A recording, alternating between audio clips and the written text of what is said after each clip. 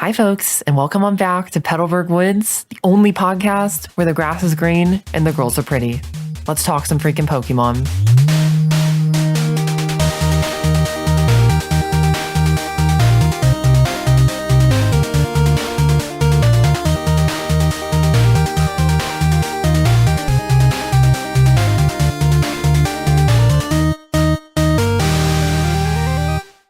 As always, this is the show where we talk about the world, people, places, and dare I say even culture surrounding these beautiful games that we love so much. As always, I'm one of your lovely co-hosts, Droomish, and I'm joined today by the best co-host on this side of the great green earth. Me? Yeah, that was the end of the Little thing. I don't know. me? We're co-hosts, but I don't know. I try to give you a thing every time. I'm trying to give you a thing every time that's different. That's very sweet of you. Hi, I'm Capreo. I am also you here. are. Thanks for listening to the podcast. Welcome to the woods. We're so glad you could join us. Thanks for keeping your repel in your bag where it belongs. Do random encounters, folks. You don't need to grind. We're talking about something very cool and fun today. I love cool and fun things. It's so cool and fun. Droomish, what are we talking about today? It's not, but the great thing about it is not going to sound cool and fun. It actually sounds... That's fair. At face value, it is quite uncool. Like, are you kidding me? Yeah. You think this is cool and fun? Yeah. But and it that's is why secretly. this episode is so awesome. But we're talking about chores. My favorite. We're talking about work, talking about dailies, even if you can excuse that more colloquial term. But I suppose games are fun, right? We play games to have fun, and yet they are filled with chores. And I would say Pokemon is probably one of the most chore-filled games. I mean, if you look at it from a certain, there's certainly perspective to this also. But Pokemon has chores in it. I think even garden variety to the most seasoned level player. This is a game that features chores, and that creates sort of an interesting, I don't know, like relationship with the game and a feedback loop. But that's what we're talking about today. It's freaking chores. But first, my favorite section of the show, where I ask Capreo, what is he playing and doing lately? And then he asks me the same. You take it away this time. What have you been up to? I've been busy. So I've been doing this thing through the month of January called Requestathon, where I stream. It's really good. Thanks. It's really good. I stream a variety of games on Twitch that have been requested by the folks who watch me on Twitch. This year's theme, or depending on how you look at it, rule, or I don't know, whatever. The only games that could have been requested are games that are available on Switch Online. So I'm playing a lot of like Nintendo games, but then also there was a handful of like Sega Genesis games. And it's been a lot of fun. It's been a lot of variety.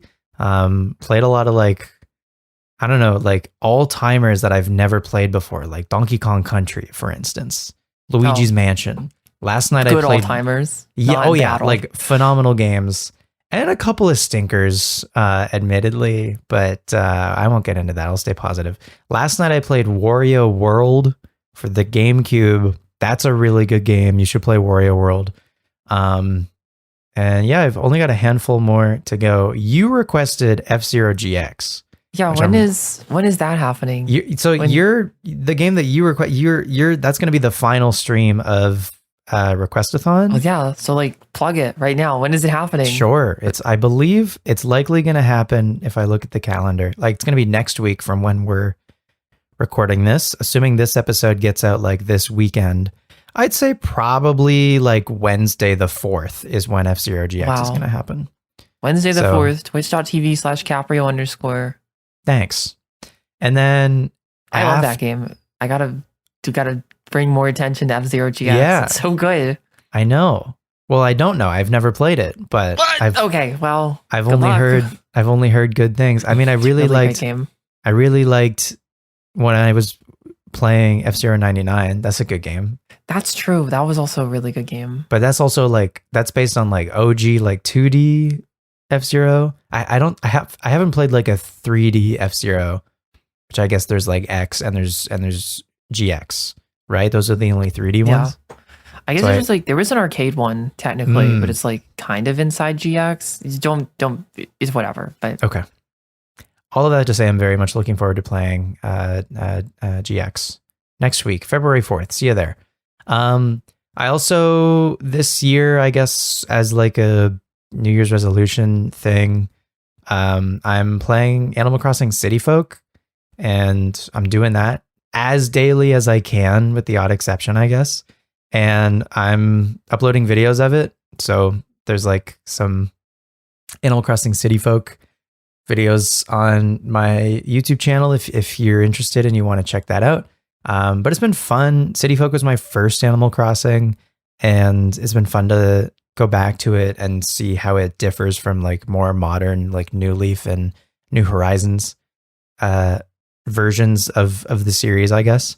And then I've been playing New Horizons again also since the 3.0 update came out. I've been back into New Horizons again. And in fact, a handful of friends have also gotten back into New Horizons, which is very exciting.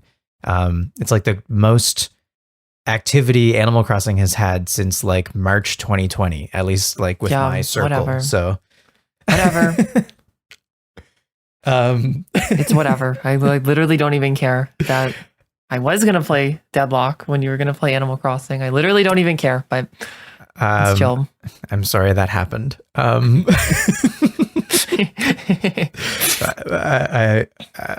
you played any Pokemon?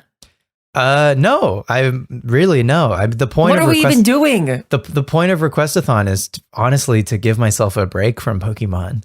Okay. Is to play like anything but. Like one of the other rules for games that can be requested for Requestathon is no Pokemon, because I play enough of it through the rest of the year.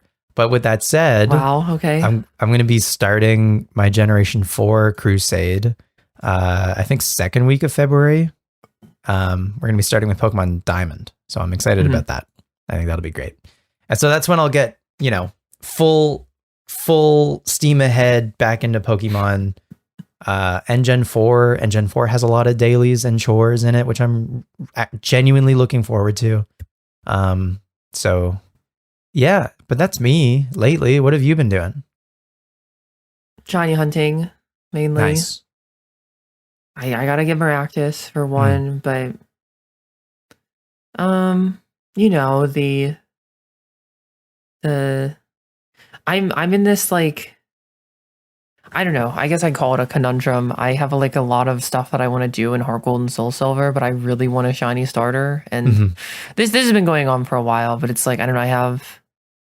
I think I have a late March-ish deadline essentially to find a shiny, which is always a good thing. And there's a deadline for the shiny, but because of stuff that I want to do with people in person, and I'll take any of them. I'll really take any of them. So I don't know. I'm feeling good about it. I think I need to start like doing reps for it, which, hey, chores, gotta do my freaking chores to get the, like make the shiny hunting a daily. Yeah. I'll probably do it like maybe a little bit before bed and like, or maybe like with lunch or something. Also, that seems reasonable to me. Other than that, I've been very appreciative of the Pokemon cards lately. I went through, so I think, I don't know, I was being an evil Scrooge McDuck type character, I think, in my binder. I have a binder. All the pretty girls have a binder. And well, okay, phrasing, but I have a binder of cards. Oh my god. I have a binder of Pokemon cards, and it's really, really awesome. But it was like money cards. I just put like trade bait in there and stuff. And then I don't know, in this like, I guess I don't know. I don't remember. I feel like on several episodes I was like, I'm just really liking Pokemon, and I already liked it, but it's like the grass is so green and shit. And I went through a childhood bulk binder. It was just random cards in it. They were like from when I was in elementary school, actually. And with this new perspective, I suppose, like I moved a lot of stuff out of this binder to my main binder because I was like, oh my gosh, this Flaffy is beautiful. Like stuff like that. Like I found a Chikorita that has the artwork is of Chikorita in Newbark Town from the Heart Gold and Soul Silver set. That really made my day. This Flaffy, it's a Delta species Flaffy. Ooh. It's a normal type, but it's a Yukamori, so it's everybody knows Yukamori. She does the claymation cards. I know the one. So I might have that Flaffy now that you mentioned it. Great card. And this it has a Dragon Frontier stamp on it. Really, really cool. I miss when they used to do those. Exactly. And like there's like your reverse in the pack. Yeah. And I have one of those for a psychic type Trico also. And I don't know, I just going to this binder, like this is like a big, so only some of the cards made it. I'm going to this big bulk binder and I'm just like, oh, like the art is so beautiful. Like I was too money hungry. I was chasing gold when I should have been chasing beauty. I don't know, something like that. And I moved a bunch of stuff in the binder. Like this is pretty, and I want people to see it. I want when I go to the trade shows, I want people to say that's really pretty, even if they don't want to trade anything. So yeah, I've just been looking at a lot of cards, looking at pictures of beautiful art of my fictional creatures. It's really, really nice. It soothes the soul. It does. It's like, I mean, I would borderline call it a coffee table book, kind of. Sometimes I just flip through it. I have this special curated art gallery for myself, and I love that. I themed everything. I put all my Delta species on one page. I have a page where I got it's like I think Lysia from Oras, Jasmine, and Elisa, and I have a full art of each of them, and then a card with their Pokemon, where it's like them and their Pokemon. It's like Jasmine and a Bronzong, Lysia and an Altaria, and then Elisa and something. I don't know. Emolga? Maybe. I don't know. Maybe that one I didn't enjoy as much. Whatever. Sorry. I don't. It could be anybody. I don't know. I don't know. It could be freaking Dinkledar. Dinkledar. The return of Dinkledar. Yeah, it could be the return of Dinkledar. And I'm also. I mean, it bears mentioning. I've been tearing it up on Little Cup lately. You were gonna let me go without talking about Little Cup. No, I'm glad you're talking your shit. As Capreo famously says, when I make it on Little Cup, I'll be a big deal. I have nothing else going for me. I don't have a YouTube channel. I am a prospective Little Cup player. No, when you're number one on the Little Cup ladder, you will then have become a big deal. And I can't wait for it to happen. I'm like hovering top 100. I keep getting close and then dropping. The highest I've gotten right now, I think, is I got 80th on the ladder, which is cool. And then I dropped it immediately by doing something dumb, being greedy with Chespin or something. But which Pokemon in Little Cup is your favorite to use? And then which Pokemon is your least favorite to go against? Least favorite to go against is Shelder. Shelder, you are an asshole. I hate Shelder. Shelder is the freaking. Sometimes I just feel. What does Shelder do in Little? I'm so unfamiliar with Little Cup as a format. Shelder is okay. It has an all right speed tier, and then it's kind of bulky, and so we can usually just sit there and click Shell Smash, and then your team is gone after it clicks Shell Smash, because then it has Skill Link, Icicle Spear, Rock Blast, and then usually Ice Shard is the last move, so that it functions similarly to Cloyster, even. Yeah, I would say that it does the same thing. It does do the same thing, and I would say that it is better in this. Well, I feel like it's better. I've gotten I see a Shelder and I immediately switch into Shelder mode. I have to activate Operation Shelder, where. How do you counter Shelder? I personally, because of the team that I'm running, I have to hit it with Mudshot on my Glimmet, or burn it with Drifloon if I can get the Will-O-Wisp off, or sleep it with Poliwag. So I have options. Yeah, I'm running Hypnosis on my Poliwag because I'm a greedy bastard, but it only doesn't miss. Or what do they say? It's it's 60% accurate. 60% of the time, it hits 100% of the time. Exactly. It's the move that doesn't miss. They're calling in Link. It's basically Aerial Ace at that point. Yeah, it's basically Aerial Ace 60% of the time. So That's how I deal with Shelter. But it's like, and people are playing, the best players, they have a Shelter and they're just like holding Shelter. They're waiting for the perfect moment to strike with Shelter, essentially. Right. And then what's your favorite Pokemon to use then? For me to use personally, Poliwag. It has to be Poliwag. I love Poliwag. I was telling you about this. It's like, oh, it's so fast. You never expect how fast Poliwag is. It's true. It was a lot faster than I was expecting. Oh yeah, because we played some. Yeah, I had you play some games with me. Yeah, yeah. Me and the Waggler, we run deep. I'm the only. I think I saw somebody with a Poliwag on ladder the other. They were playing a rain team and they had a Poliwag. And that was the first other Poliwag I had seen. Like that's like my odd mascot, like my unique creature that is not. So Poliwag is not meta in Little Cup. Well, I beg to differ, but people don't understand yet. So okay, you're gonna make Poliwag meta. Exactly. Me and the Waggler are gonna go to the top together. But so I have been doing a lot of Pokemon. I say now that I got that box to unfold, I have been doing quite a bit of Pokemon. But that's what I got for you. Hell yeah! It's time we take out the trash. Literally. I guess it's time we do the dishes. Let's define. I want to ask you this, and I am. Capreo confided in me before this that he's gonna what embrace. Did I say? What are you gonna air? He's gonna. What are you gonna air live on the pod? I'm not airing you out. Oh my god. I did. What did I say? You're gonna embrace curiosity on this episode. I did say while I meander and move through the forest of beauty that is my own mind when it comes to this stuff. So, like I'm gonna, I don't know, I'm essentially taking point on this concept, and I'm along for the ride. Curious companion is gonna help me make sense of my own cracked reality. So I guess I want to hear it from you, kind of, before I go. Kind of. Well, okay, that's not like. I want to hear from you, but like not that much. No. Okay, I don't know.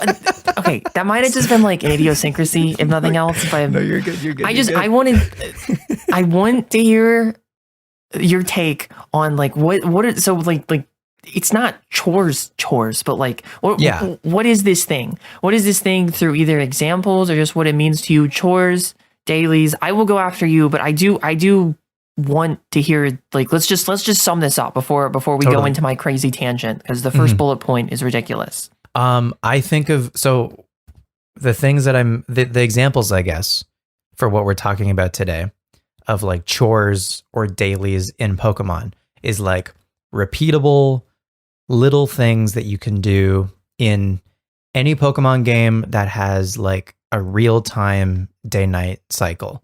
So like watering your berries and then picking them, using Rock Smash on rocks to collect items or fossils, going around to collect apricorns, going around to like getting the daily massage, getting the day of the week ribbons, anything that is the massage is also, I guess, in the underground of Goldenrod. A lot of this stuff, I think, because of the advent of the Nintendo DS and it having like a clock be such a part of that system, like real-time stuff existed before that. It was introduced in Generation 2, and so there's some real-time stuff in there. And then they kind of stepped it back a bit in Gen 3. There's some in Ruby, Sapphire, Emerald. But for the most part, Gen 4, when I think of like dailies and chores, Gen 4 is the first that comes to mind in earnest. And so again, a lot of what I'm thinking of is like the stuff that you can do in those games, to the point that like there was a time when I was playing Platinum and I didn't make any like tangible story progress, but I was putting hours into my save file, just going around doing my dailies, basically. And the reason was because I was trying to evolve a Riolu into a Lucario to get a level 2 Lucario. And so in the process of that, I was just like gradually every day getting my Riolu a massage, keeping it in my party while I like ran around the region to like, again, water berries or any other like daily repeatable stuff. And it was really fun. And it made Platinum feel like another game that has similar daily stuff to do, like an Animal Crossing, for instance. And it's It's an excellent. Oh, honey trees in Gen 4. That's another aspect. Anything that has like That's a big one. a time attached to it.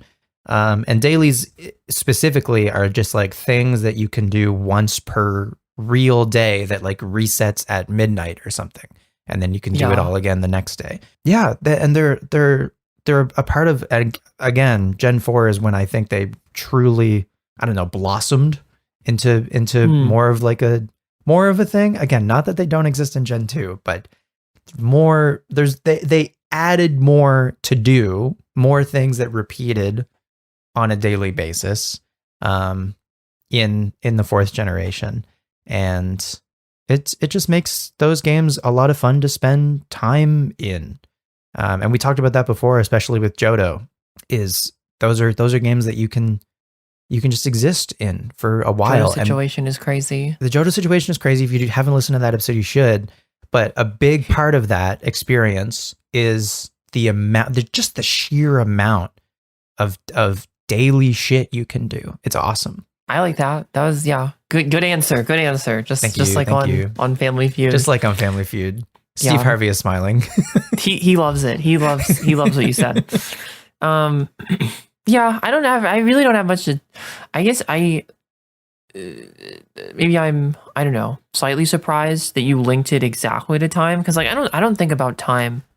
Well, it is really such a big part of it. I mean, it is such a big part of it. But I was like, it's like the crux. It's like everything, like they revolve around the clock. Well, okay. Well, I guess it made me think of the chores that I gave myself in, because I had a very normal relationship with Leaf Green when I was little, and I played it for probably like an American workday, like most days, because I really. Yeah, it was very normal about Leaf Green when I was little.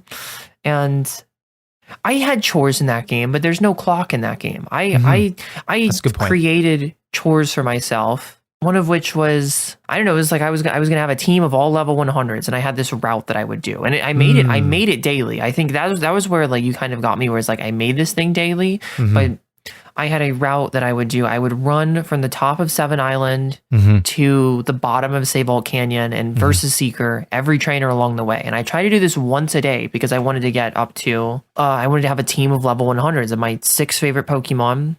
I think I've said this before. This team is awesome. It was Articuno, Moltres, and Zapdos, of course. Classic. And then an Eevee that I thought was going to evolve in Espeon. Right. Awesome. And then Crobat and Blastoise. I really like Crobat and Blastoise. The others were all kind of, they didn't pan out exactly is the way that the other two did. But I did this loop every day regardless, and all those Pokemon did get up to level 100. And then I also think of like, I don't know, especially in Gen 3 is like maybe where it's like that territory, like doing the Pokédex at all, I would say is like I'm feeling the same chores element of like I'm gonna go clear out Icefall Cave today and catch everything in there, or like I'm gonna do a bunch of like baby setting up or like I don't know. And I do want to put on the table, because everything you said is right. Like you're beautiful, you're absolutely correct and perfect, but thank you so much. I think an element of this thing, because it goes into like, I think kind of the point of this is that I don't want to count out chores that we make up ourselves. Sure. Of like, and it can be anything, but just like a kind of a game within the game that you play. Like one that I remember very vividly was, today's the day that I'm going to get a Hitmontop. And that was like a little exercise in I mean, it kind of still is, honestly. Obviously, there's a lot of tools that you can use, but like I'm in Leaf Green, and today's chore is getting a Hitmontop. And tomorrow's chore is getting a metal coat out of the trainer tower, something like that. The things that I listed are all like things that are tied to the clock. The things that you're listing, I would almost categorize as like a goal, I guess. But it is like something that's like self-directed. Yeah. But I see all your things as self-directed too. Is like I mean, like I'm not just doing the honey trees. I want a Munchlax, right? Sure. Like, and I want a bunch of berries, or I want all the fossil Pokemon or something. Sure. There is still a goal in mind. Like, I guess, I had a goal of getting a level 2 Lucario at the end of it. And then once I did that, then I moved on with the rest of the story. That's a very good point. But I guess the things that I'm thinking of, they're still tied to the clock. But yours are just like, I mean, you decided that something that you could do in the game could become a daily, like going up and down Seven Island. Right. The time thing is definitely in there. I just wanted to add that, like that it's like chores are. It's not chores are strictly self-directed. time stuff. But also, I mean, like even like doing the dishes, like I feel like even more so, I have a goal. Like the goal is to have clean dishes, and that's why I'm doing this stupid bullshit every day of cleaning the dishes. So, and I guess because what I'm building all of this to, and like I guess the first point on here, and just bear with me. I've written down on the notes. He really loved this one. I said, "What is games?" that was what I shouted out when we got on the call tonight. I said, what is games? Because I don't want to do the damn dishes, but here I am doing the dishes with him on top. Here I am doing the dishes with the freaking honey trees. And it is, I mean, these are like, especially, I think this aspect of it aligns more with what you were saying about time, because it's like this looping thing. I mean, like the many great philosophers have compared laundry and the dishes to the trials of Sisyphus. And I would throw honey trees and getting a bunch of berries in the same ring, but this is a game, and I'm supposed to be having fun. Like, what is games? I'm playing a game, and here I am working in spite of that. And this is like, so it's like, the Droomish special is bearing the lead on the actual thing that we're talking about. But it's like, this is why it's on this show also, is like, because this is maybe everything about why we play games. It's like, and I should have written it down, and because I don't want to miss it, but like, the meme of like, I gotta leave bad screen at work so I can go home and play on good screen, where I essentially do, I've got a different, in a certain lens, I'm putting a different coat of paint on the activities that I was doing at work. I'm having fun, good screen fun, bad screen bad. What's going on? What's the difference? Like why is this happening? Why am I working in my game? When does play begin? What is, I don't know, what is this? Like, this is, I think this is the essence of our relationships with, I don't know, life even. Like, this kind of goes beyond games. Like, obviously there's a question to be asked here about games, but like, when is work bad? What is games? What is games, dude? What is games? God, I don't know that I can, I don't know. I don't have an answer for you. I can say words to the best of my ability for this one. I definitely don't have a straight up answer, but I'll give it a go. Why do we do chores in games? I think it comes back to, cause we had said that like there is still an end goal. All right. There's also something, I feel like there's something to be said for routine in this somewhere. Oh, yeah, I like that. I think routine is good, and having an excuse to spend more time in a world, and all of that is good. All of that is if you like a game and you want to spend more time in it, and you have a routine that you can do in that game every time that you play it, before you even make progress in the story of the game, because making progress in the story of a game eventually leads to you no longer being able to play that game anymore, because you beat it, and odds are you're going to move on. Another great point. Maybe you're just like prolonging the inevitable and allowing yourself to spend time in the thing that you enjoy by making yourself do these chores, because it means you get to spend more time in the place that you like. Whoa. I like that. I like these places. I want to spend time in like the Sinnoh region, for instance. And I don't know that we can't sustain ourselves on these chores forever. They have to be. Well, that's what the self-direction, like the Sevi. I sustained myself. I was a very normal child. Again, I sustained myself for years on the 7-island loop because I was a very regular. For years? My cartridge broke because the timer ran over. Like, oh my God, really? I got to 1,000 hours and the save couldn't process anymore. I don't like 999 59 minutes, 999 hours, 59 minutes, and it wouldn't save or it would crash. I could play for 1 minute and I could save during that minute, but it would crash when the minute rolled over, I was like, I can't play this anymore. What am I? What the hell am I supposed to do? I is that overplayed. Real? That's what happened to me. Are you telling me right now that Fire Red Leaf Green are finite? Okay. How finite is 1,000 hours of the freaking Kanto region? That's finite. You're telling me that actually, like, there's a point if I play that game for too long where it won't let me play it anymore. That's crazy. Well, okay. What you could do, and what I did do, because I had to do some stuff in the game before I was ready to transfer them to Pearl, was like play for 50 seconds, save the game, reset. Play for 50 seconds and reset and save the game. That's outrageous. I had to do this to get Blastoise up. Now that's Pearl, a chore.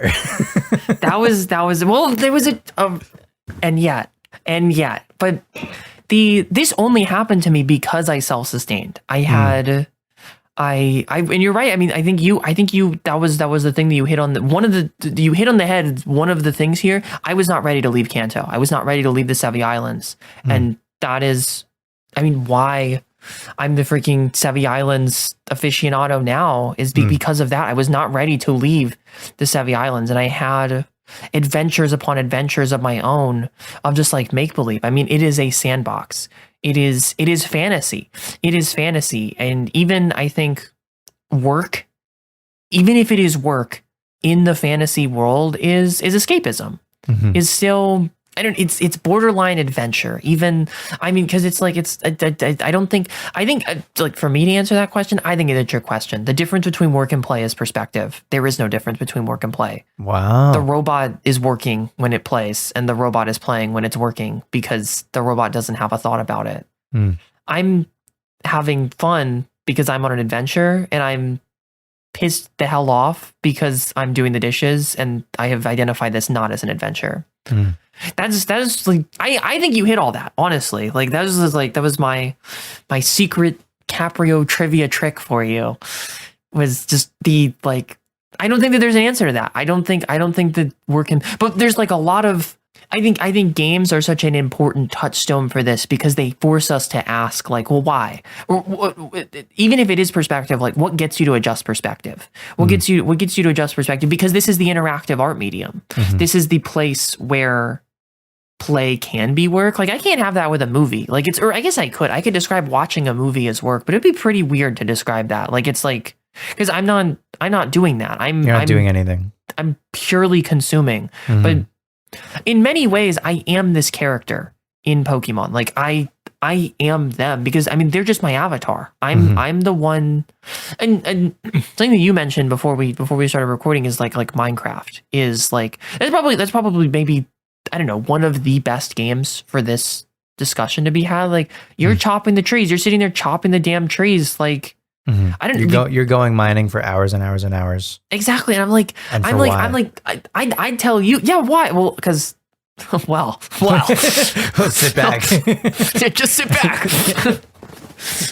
I mean, have you ever chopped a tree in your entire life? No. I'm not. I think I've held an axe maybe twice, like ever. But that's the first thing you do in the game. And you do it a lot. You chop trees, you farm. I think that game is like, I mean, I guess what I'm saying is I can understand hating Minecraft. That game is Chore Simulator. That game is the Chore Simulator. And yet it's the most beautiful, immersive, escapist paradise also at the same time. I guess this is I'm just really just pouring it on thick here on the element of perspective for that. But perspective is obvious. Like I can't just sit on my like centrist fence of like, it's perspective, it's work and play, because here's my next first big thing, and I guess it would be like, I mean, this is a Pokemon podcast after all. I think it's I don't know. Maybe it would be slightly out of turn to like go really hard on other games about this, but like the I guess the first big point on perspective, because I hear this all the time, when is a game grindy? People, and this one's big because it shows up on reviews. I think this one is a really, really important aspect of it, because it's like, oh, that game is really grindy. And I always come at this, and I always think it's like somebody tells me that some RPG is really grindy, and that makes me think of the 7-Island Loop, because I'm like, well, what does that mean? When like I need you, not that I am upset that you said that, or think that you're wrong, or that it doesn't mean anything, can you further clarify what is grindy about it, or why you feel that it's grindy? Because I don't know, and I always get like, I often get on a high horse about this of like, well, I didn't think it was grindy because I was having fun the whole time. Like it's the same thing as like, it's like, oh, the game was bad, but I had fun. It's like, well, no, the game was fucking awesome because I had fun. That's how I feel about the game. And if you didn't have fun, then the game was terrible. Like it's that simple. It works for all sorts of pieces of art. But in this case, it's like, I don't know, and you know, not to like get into like, you know, we don't have to go into like the depths of like human psychology or something. It's like, if I like chopping trees, like it doesn't matter why. We can just say like, I like chopping trees. But I mean, one that I really relate to is like strip mining in Minecraft. That is, if there was like a biblical grind, I think that would be it, of just going back and forth, just walking down the hallways, like going like doing your panel, or like, what is it? It's like, I was like a strip. There's like min-maxing in this also. That's okay. I'm jumping the gun a little bit with the min-maxing aspect of it, but I tried to make my strip mining as efficient as possible. You'd be on Y11. Y11. Well, Y11. They've changed that since. They've changed that, but real ones know. Real ones know about Y equals 11. Yes, Y11 was the place to be for diamonds. Y11, and I would turn to the left. I would mine 4 blocks in front of me as far as you could. I would walk 1 step forward, turn to the right, mine 4 blocks. Oh, you would stagger. Oh, okay. Walk 2 blocks forward, and then do 4. And I was like, oh, I'm getting like freaking 24 blocks of coverage. Right. Every step is 24 blocks of coverage. I'm going to find the diamonds eventually. Is as efficient as possible. Exactly. And I'm seeing so many surfaces. I would do this for hours. And I don't like, I see the world in surfaces. This is a grind. However, it is also fun. And I guess when does like, I mean, it's just with mining, there's the periodic dopamine hit of finding diamonds that like keeps you like just 1 more block. I love it.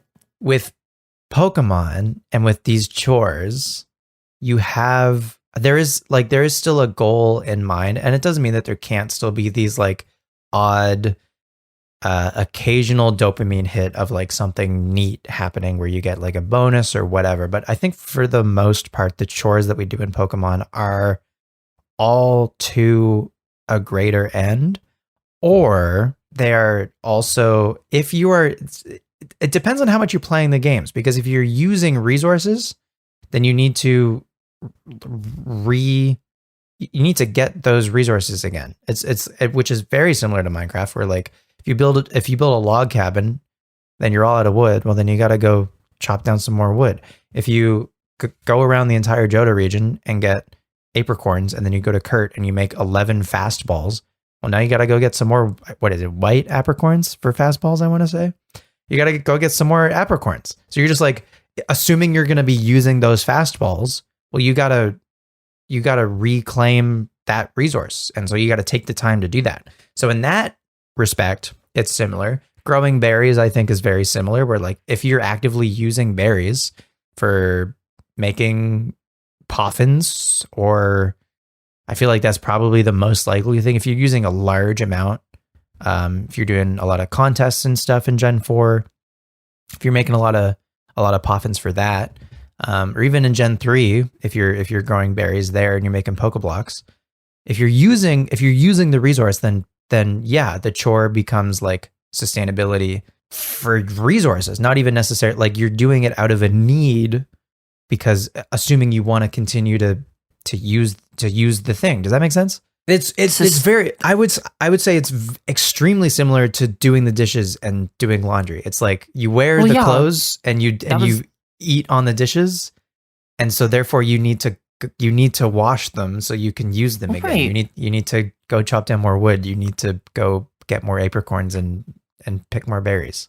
You got me with sustainability in that. That was I think that was what hit me about what you just said. Okay, good. It wasn't all nonsense.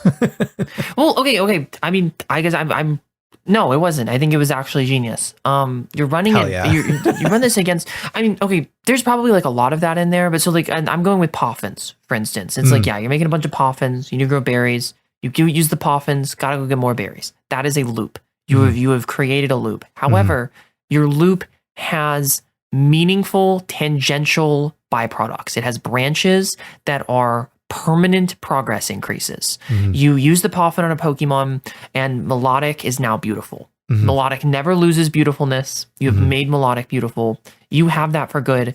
That was a benchmark in this loop. The loop continues if you're going to continue poffining up. However, you have a permanent piece of progress now that came out of the loop. This is Sure, because Sisyphus. This is unsisyphus. it has like checkpoints. Exactly. Of like progress, I guess. Of your own design, even of whatever you want, and it stops whenever you want. And that's where, while not the only thing, because I get pretty exhausted doing the dishes, but like, I don't know, I don't see a benchmarking point in doing the dishes. It's harder for my brain to find the benchmarking point in doing the dishes. But I alternatively, Melodic getting more beautiful is like, it jumps out at me. It's like, that's what I wanted, and I have it. And even if that isn't what I want, I don't know, even if it was just like it's enjoyable to do the loop, I kind of have this progress checkpoint of, I have a more beautiful Melodic in this case.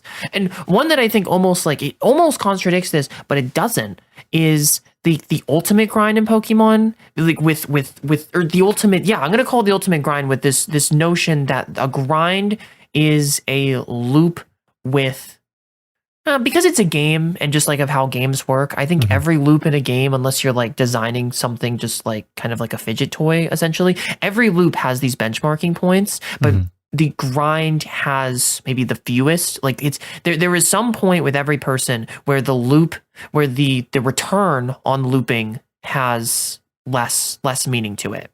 And I think that you can find, like, one in particular that I think of is the XP grinding that is required in if you mess up a team in Gens 3 and 4 of like, I'm going to have to go fix this and it's going to take a long time. Like, I made the mistake of in Fire Red and Leaf, and this is a Fire Red run that I was doing much later, but I feel like I just learned a lot about, I guess, like my relationship with this game is like, I decided to start with Farfetch'd, and like Farfetch'd is one of my big teammates, and I'm putting a lot of XP into Farfetch'd, and I find that Farfetch'd does not cut it around, like I'm fighting Lorelei, and Farfetch'd is not the ace that I thought it was, and I have put a lot of resources into Farfetch'd, and so I got to fix this, and I don't want to just go, like, I think there was like an assessment of, if I just go get Zapdos, I'm going to go have the same problem.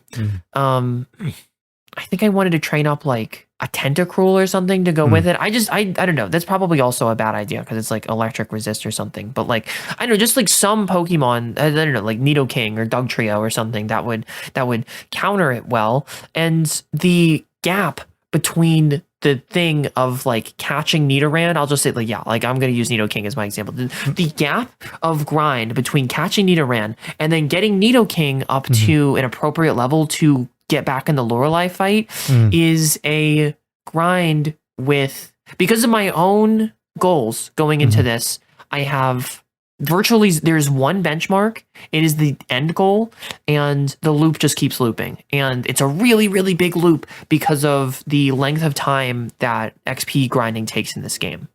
That's why I think one of the most successful like elements of XP and like just the way that like RPGs work in general is you get a move every couple levels, and it changes your relationship with that character, and you have and because like number go up sure is great, and it's like you know, like, and especially when I was little, like, and the stats go up and I'm like, I don't know what that means. Special attack 84, I don't give a shit. Flamethrower, like, but getting a new move is like finding diamonds. It's like finding diamonds. It's just like finding diamonds. So there's my and you're loop like, plan. So well then maybe I'll keep going. Maybe I'll keep going a little bit. I've got a new tool. I've got something cool. It was too much for me with no feedback. I think it's like feedback is probably the best word for it. The jump to the Nidoking being capable of dealing with the Elite Four was too big of a jump without feedback, and I was looping too hard. And this is why I would describe it as a grind. And there's like, I mean, there's Pokemon's, I guess like the ultimate cosmic grind is shiny hunting, right? Like if you're, I guess like old school style, because it's like you're looping and you have no guarantee of return. I mean, you have no guarantee of return. It's even though it's like it's odds, and like it's like your chances essentially are going up over time. I think if I understand statistics correctly, there is no guarantee that you will ever get the shiny. Like by the numbers, this is not guaranteed. You could do it for the rest of your life and never get one, and yet they persevere. Like I think it's like, I don't know. It's a piece of, I guess, evidence that I think is we cannot ignore the kind of meta context of shiny hunting in this thing, because it's such a big thing now.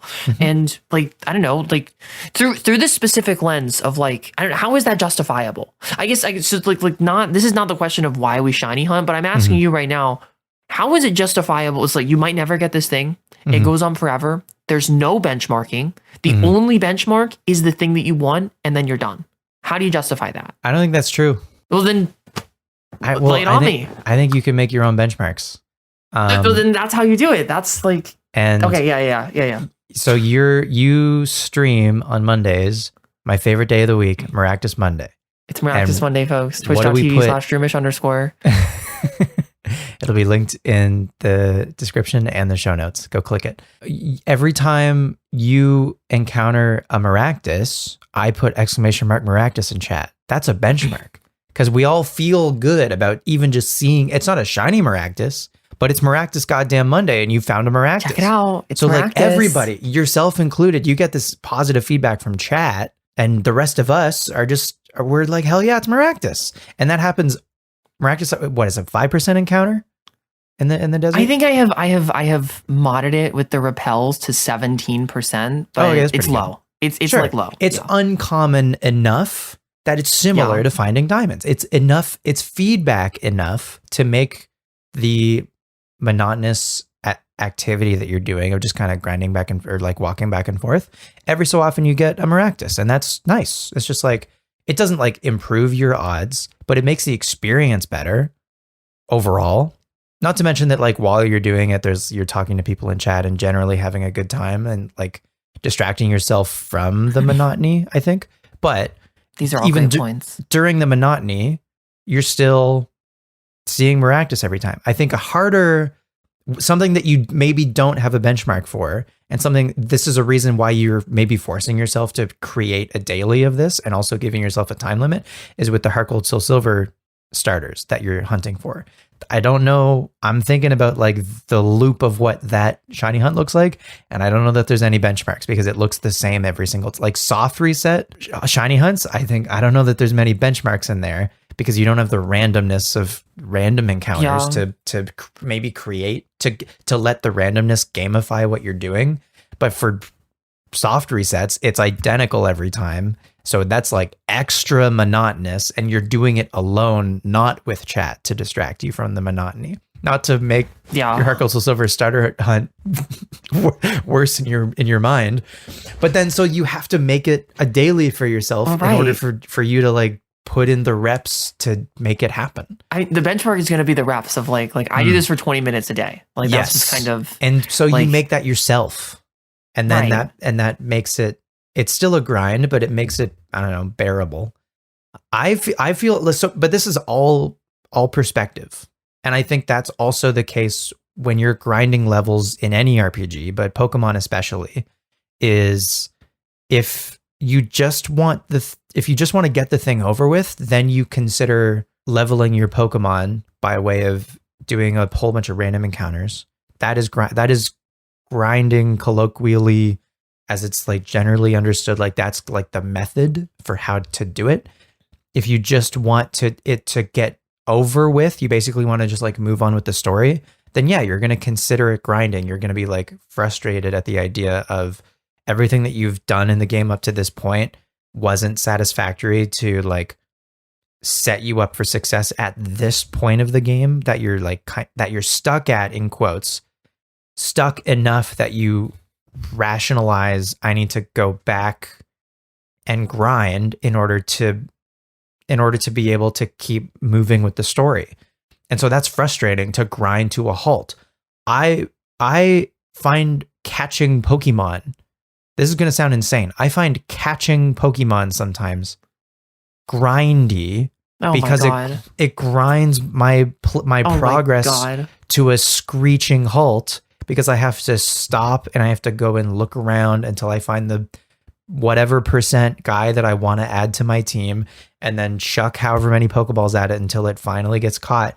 And that is all just like, I think part of that also comes down to whether or not a game respects your time, which is a whole other argument. Well, yeah. Okay. I mean, we very naturally made it to the next thing that. Oh, hell yeah. Great segue. Down. All according to plan.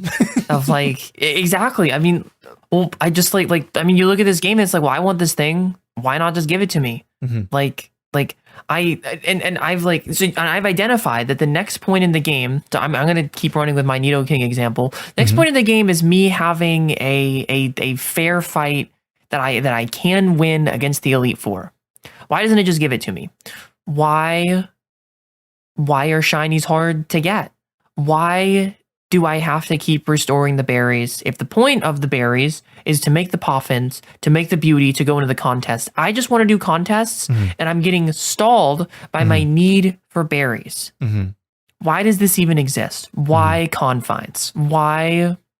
Just why are there limits on the things that I want to do? It's a game. I'm here to play. Why is there work to do? I mean, I guess I'm like the greedy baby in me is asking, why is there a gameplay loop when I just want to go have fun? But what is the benefit of confines? And like you mentioned time. That was the thing that got me to say like, oh, you successfully made it to the next point. But then also like, I mean, like the mechanisms of like, I know you want this thing, so I'm going to make it really hard. Essentially, or like you have to do something monotonous. Like it is specifically monotonous of like, I don't know. You said that the catching Pokemon, the catching Pokemon is monotonous and it's a grind. This mechanism is difficult, and I don't enjoy engaging with it in these contexts because I want to do something else. Why and I guess I'm confines also. Confines create the grind, right? Why games with confines? Why do we have these confines?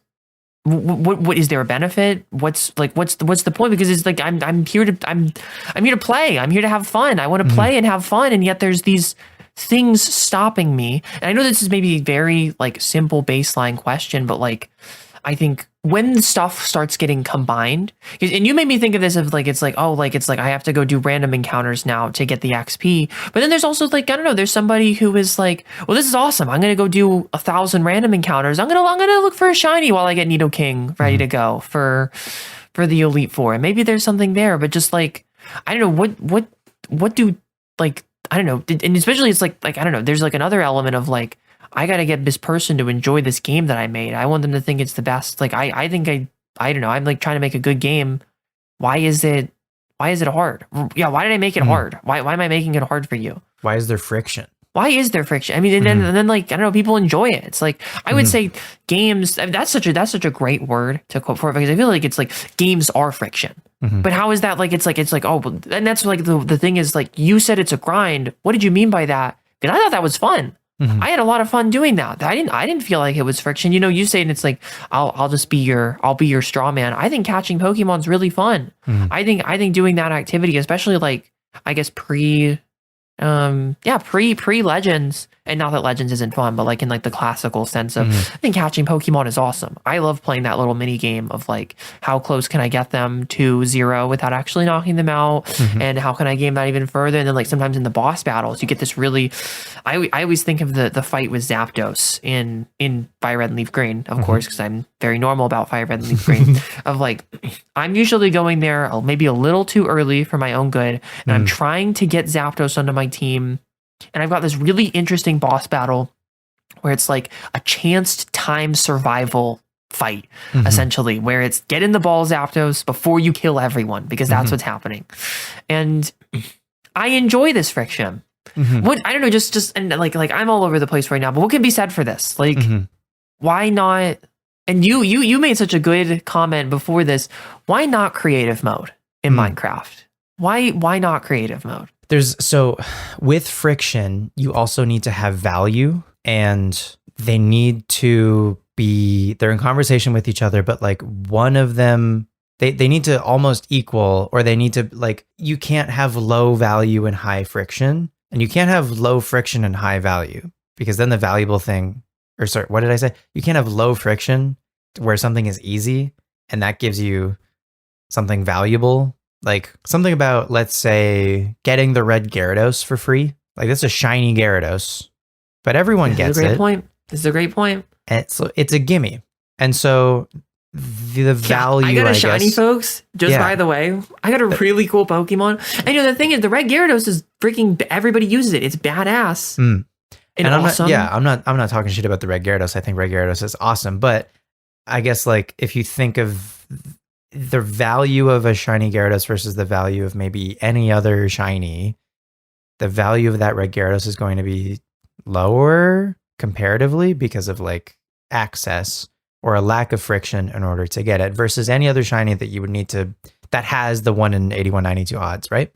But then I think about with 1 in 8192 is also like unreasonable, and obviously people put in tens, hundreds of hours in order to get their shiny, and maybe a kind of shiny that is like, that has some amount of friction but still like a good amount of value is like the odd egg shiny in Crystal, where like it isn't a guaranteed shiny the way that the red Gyarados is, but there's like a 1 in 8 chance, give or take, that whatever Pokemon hatches from the odd egg in Crystal will be shiny.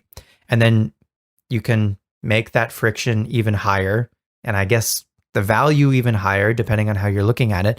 If there is a specific Pokemon from the odd egg that you want to be shiny, like say you want a shiny Pichu, I think it's like a 1% chance for specifically whatever hatches from the odd egg to be a shiny Pichu.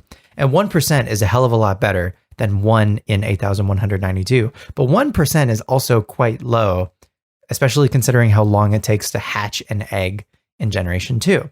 But it is still, you think about like the amount of friction, or another way to think of that is the amount of time it is going to take in order for you to theoretically achieve this thing. And it is still a shiny Pokemon.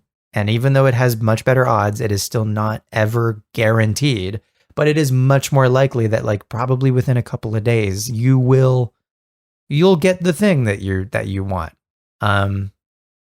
So I think friction and value have this relationship where they need to make sense. Difficulty comes to mind. Hollow Knight Silk Song comes to mind. That is a game that is like very hard, but the value in it, I think, is the experience and also the feeling of like overcoming something. And that is also the case, I think, with like going into a boss fight, like Zapdos, going into catching Zapdos. And I've done something similar where you go into a fight against a legendary and you absolutely shouldn't be there yet, but you make it a challenge for yourself. You turn it into a puzzle. How can I actually make this happen when I'm severely underleveled and under-resourced? And that, because and this is like self-appointed, but you decide kind of like how, and this is true for basically everything in Pokemon. At any point, you could take the time to grind and increase your levels by however much you want. In the very beginning of the game, before Brock, you could, people do this for the Professor Oak challenge. You could get every Pokemon available to you and level them until they're fully evolved. And then by the time you go fight Brock, you've got a level 32 Venusaur and a level 36 Pidgeot, etc. You've got a full team of 6 of like fully evolved Pokemon before Brock. But that's because you decided to take the time. You added insane friction to eventually get some high value of making the Brock fight really easy, but also the value in that is like doing that challenge. But going into a boss fight like your Zapdos, and again making it a challenge and a puzzle for yourself to figure it out, is like higher friction than normal, with the reward being satisfaction, overcoming this challenge, and ultimately also getting the Zapdos earlier in the game than you otherwise would. And then you have the reward is at that point getting to use the Zapdos, which is fun. Yeah, I think that's Yeah. Where was I going with any of that? You're right. I'm gonna maybe oversimplify here. Please. Games are about doing cool stuff. Like a big thing in games is doing cool stuff and feeling like you're doing cool stuff. And you are not doing something. You can do something really. You can do cool stuff in creative mode Minecraft, but there's no friction. So, well, there's limited friction. There's a limited friction. Doing cool stuff often revolves around overcoming the odds, overcoming obstacles. And games feel good when you do cool stuff.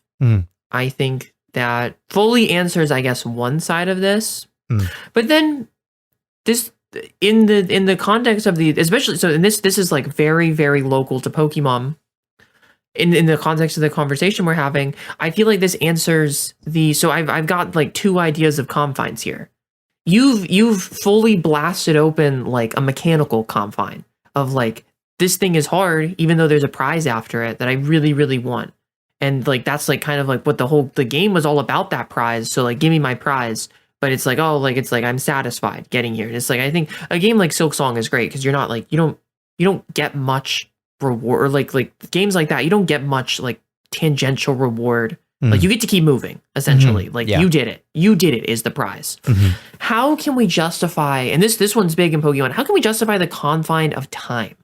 How can we justify you have to wait 9 hours to play the Honey Tree game? How can you justify you have to wait 144 days to get the bag on in the one area of the Heart Gold and Soul Silver Safari Zone? Not exactly 144 days. How can like time, and like let's say, and I'm living in the world made by the designers and not the creative players who figured out how to get around these time confines, because in our day, great scholars like Etchy have figured out like and publicized like, yes, you can get around this stuff, it doesn't matter. But in this design, they made this game, your Munchlax hunt or your Heracross is going to be limited by time itself, not difficulty, time. I feel much differently about this confine than I do the other, because I fully like, it's like 100% no conflict in my heart. There should be friction in games, like you just said. It's because like I want to feel good and I want to do cool stuff. I feel very passionately about doing cool stuff because I think it's kind of like not just games, but like what life is all about. Doing cool stuff equals storytelling equals awesome. So like I'm telling a story, and in like the Hollow Knight case, like the Silk Song case, it's like, you know, in Pokemon, I've kind of got this living ledger that comes alongside me. I have Zapdos now, but it's like, I'm on this quest. I beat that guy. I just told the story. Like I am a legend. I am living the legend right now. And even in an RPG where it's like, you know, all things come to end eventually, like this isn't like a live service game or something like Minecraft where you could effectively play forever and keep coming up with stuff to do, or me with this stupid ass breaking my leaf green because I like it too much. But you have this living ledger in Pokemon that kind of maybe slightly diminishes that, but you did cool stuff and you feel good about it. I start to really hesitate when that friction is time, because time is a much different resource than difficulty, or I guess what you pay in response for difficulty. And especially like this is, I think, maybe one of my biggest gripes with Pokemon games in general is how often the confine is time. I understand doing your dailies, and I think that doing your dailies are fine, but I don't know. I think this is like, and I don't know if you're even gonna like, if you agree or disagree, if you're gonna be the person who like tries to sell me on this, you can if you want to. But I do think, I guess it's like, you better have a damn good reason, I guess, is like sure, to throw the book at me if it's like anything for any like difficulty wise, but like if it's time, and I think that's what, like, you can go very case by case on it. Like the Heart Gold and Soul Silver Safari Zone, I mentioned that and it's like, oh, that's so obscure and specific, but it is like the textbook example of wasted time, of like, you need to do something extremely dumb and wait forever to do something really cool. Or to do something like, it is really cool. It's really, really cool that you can fill the Safari Zone with a bunch of random like whatevers, but you have to wait 1,000 days to do it and do all this crazy nonsense along the way. And it's like the little, the Heart Gold and Soul Silver Safari Zone, you build the zones. You pick the zones that you want, and then you put little artifacts inside of them, like you put like a tree or a sandbox in there with them, and then they have to level up. And the only way that they can level up was with time. I think this is how it works, right? Roughly, like. I've never engaged with the Hargulsa Silver Safari Zone. I'm going to for the first time probably later this year. Sounds great. Anyway, this is a thing that you level up with time, and maybe even more simply, I'll leave the minutia aside. When things level up with time, and to go really, really simple, the berries. You mentioned the berries. Berries level up with time. I don't know about that.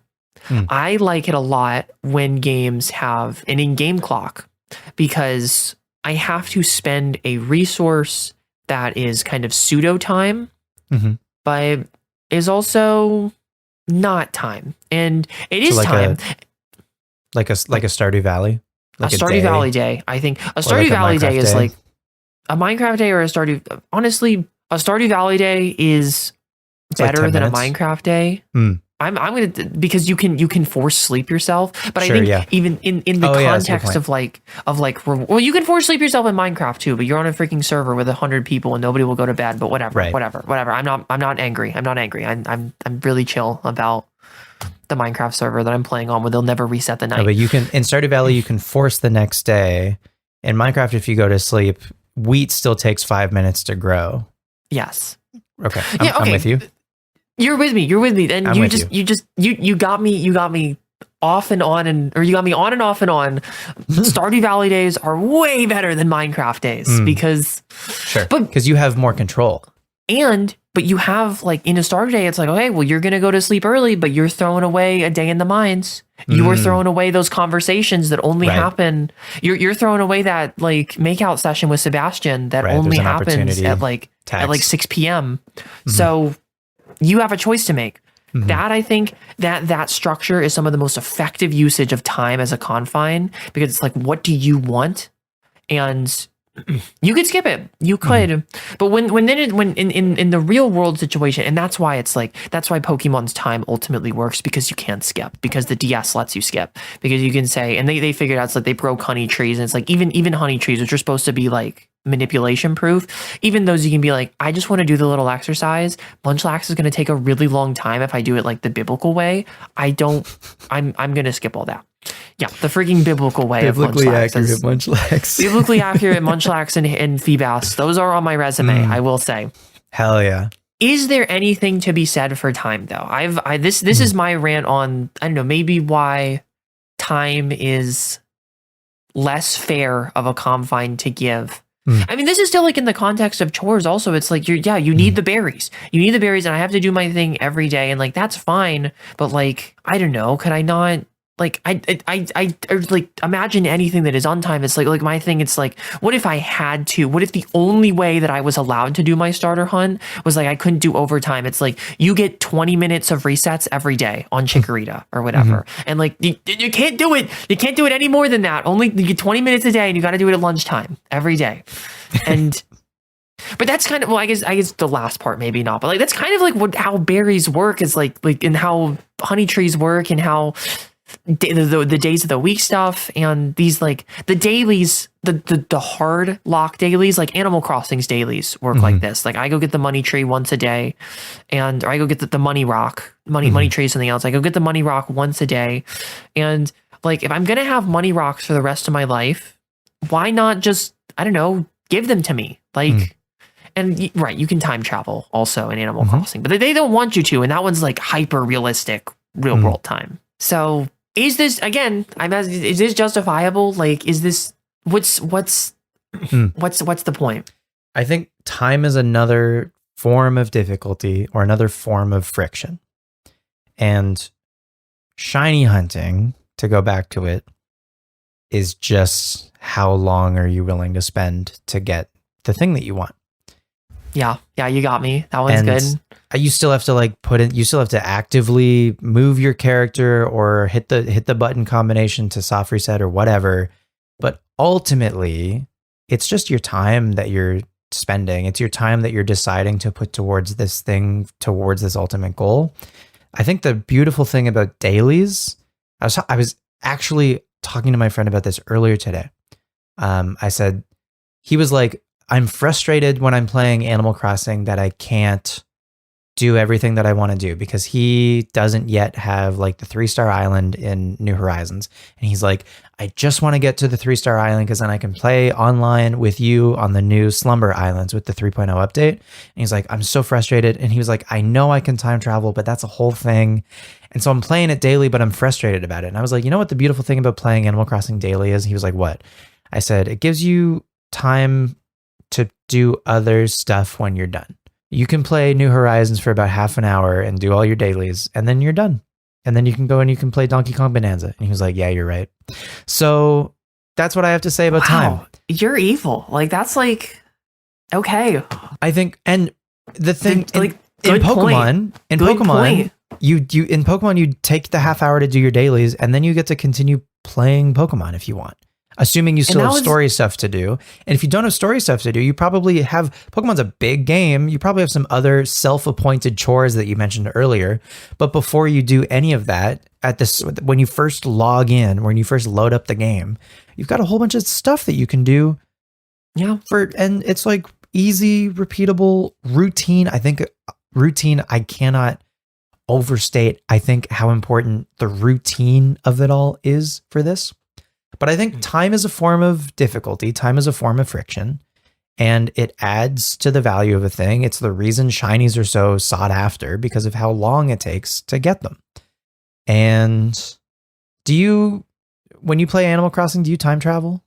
On New Leaf, never. On New Horizons, I think a couple times. But okay. On New Leaf, I never, ever time travel. Okay. Why? What's the distinction? If you know why. Why do you value the authenticity of New Leaf? Okay, well, not to do an entire other episode about something not on Pokemon, New Leaf kicks New Horizons ass like in 11 different ways.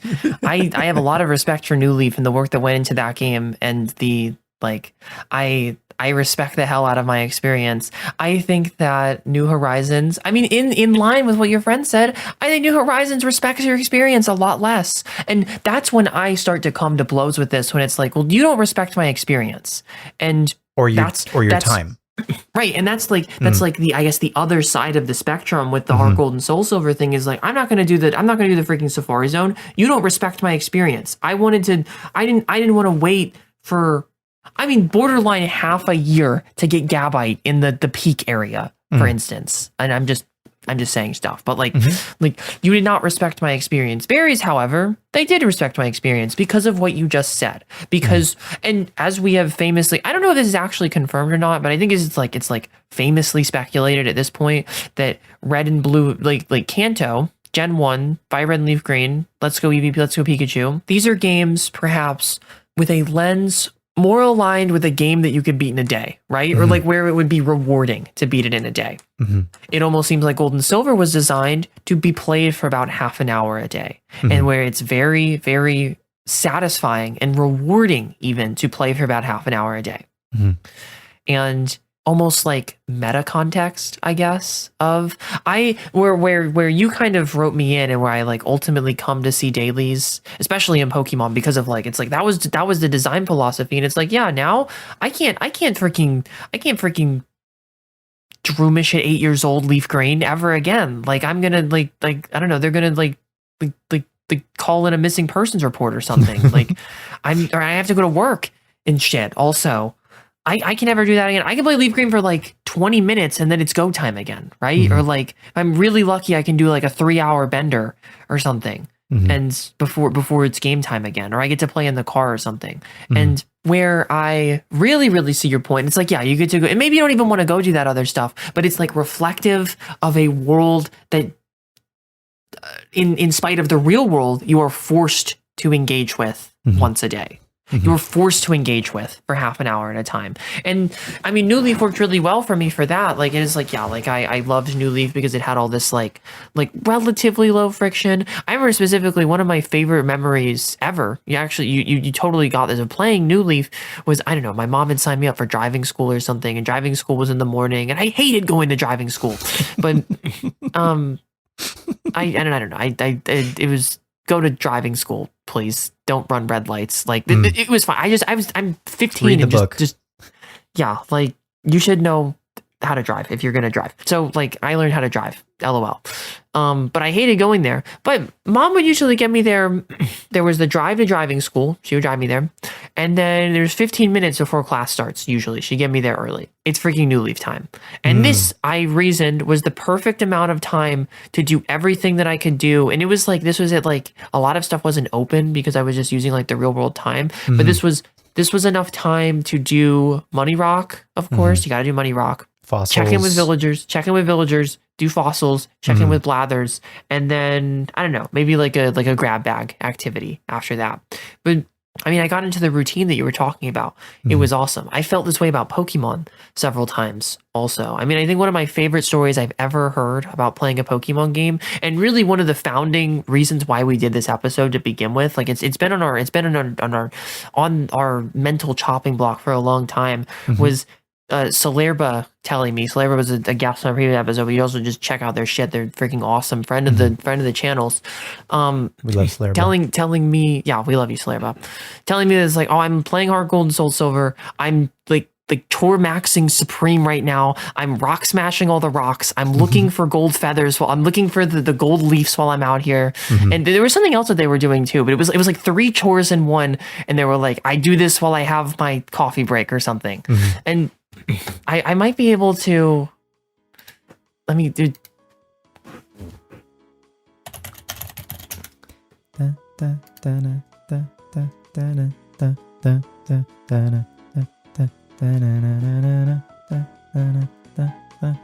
Do you like my elevator music? I do. Muzak.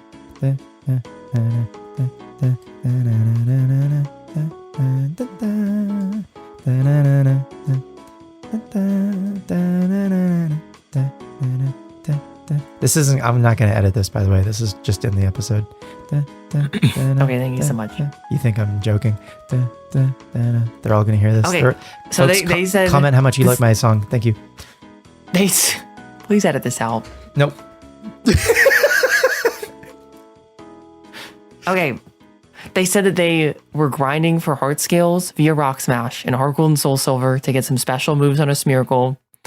They found a shiny along the way. Did Hell a yeah. Rock Smash. Did some chain breeding planning to get some TMs preserved. And Oh wow. yeah, like all along the way. And this is just like a love letter in like obtuse mechanics with old games while they were like doing their errands, essentially. They specifically called them errands in this. Right. And this story warmed my heart. I was just like, God, that sounds like heaven on earth, like what you're describing. That sounds delightful. It does. This is the most mundane task imaginable. And that was probably a night for them or something. I don't know. This makes me happy. It makes me happy myself also to engage with. That's what I mean. Like that makes me happy. Yeah, that story. And then I do it myself sometimes. I've had loops like that. I guess the time thing, I am with you. You get to do other stuff, but I think that where it is like most respectful is when you are, I mean, I guess in a weird way, it wraps around of like the game was so respectful of your time. It tried to make a game that was like you like this game knows that you have a job and is willing to work with you on that.